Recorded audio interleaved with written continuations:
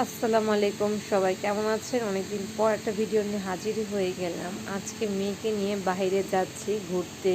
তো আজকে কিন্তু একটু কাজেই বাইরে যাচ্ছি, সাথে মেয়েটাকে নিয়ে ঘোরাও হবে। আপনারা সবাই কেমন আছেন অবশ্যই কমেন্ট করতে কিন্তু ভুলবেন না।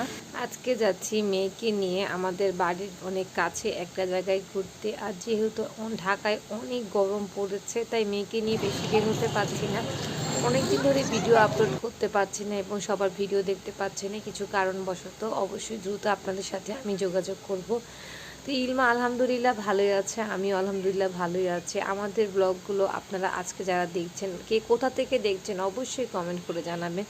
আর দেখুন মা আর মেয়ে, মা ছেলে মিলে কিন্তু খুব দারুণ করে এগিয়ে যাচ্ছে, তারা ঘুরতে যাবে আজকে।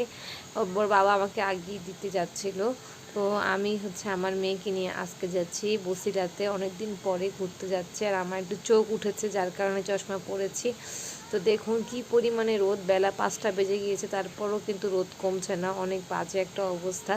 আপনারা যে যেখানে আছেন অবশ্যই গরম থেকে একটু দূরে থাকার চেষ্টা করবেন। এখন কিন্তু ছোট বড় প্রায় সকলে অনেক বেশি অসুস্থ।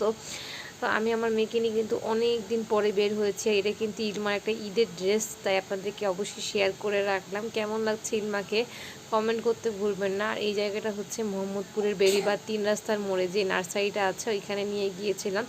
তো ইলমা কিন্তু এই জায়গাটায় যে অনেক খুশি, এখানে অনেক ধরনের কাজ পাওয়া যায়। তো একটা ছবি তুলেছিলাম আমার মেয়ের, ছবিটা কিন্তু বেশ ভালো লেগেছে।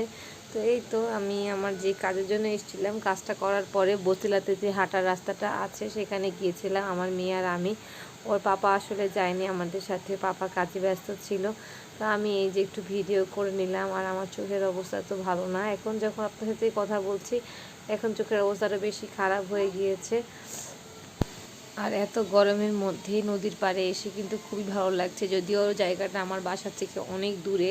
আজকে এসেছি মূলত একটা কাজ ছিল এই জন্য। তো এই তো আমার সন্ধ্যা হয়ে গিয়েছে আর মেয়েকে নিয়ে চটজলদি বাসায় চলে যাচ্ছি। তো আসলে আমি অনেক দিন ধরে কিন্তু ভিডিও আপলোড করতে পারছি না। আমার বন্ধুরা কিছু মনে করবেন না, আপনাদের সাথে নিয়মিত হয়ে যাব খুব শীঘ্রই ইনশাল্লাহ। সবাই আমার জন্য দোয়া করবেন, আমার পরিবারের জন্য দোয়া করবেন। আর যাওয়ার সময় রাস্তাতে এই ছোট্ট একটা ভিডিও করলাম আপনাদের সাথে, কেমন লেগেছে কমেন্ট করতে ভুলবেন না। এই তো ছিল আজকের ভিডিওটা। সবাই ভালো থাকবেন, সুস্থ থাকবেন, সাবধানে থাকবেন। আল্লাহ হাফেজ, আসসালামু আলাইকুম।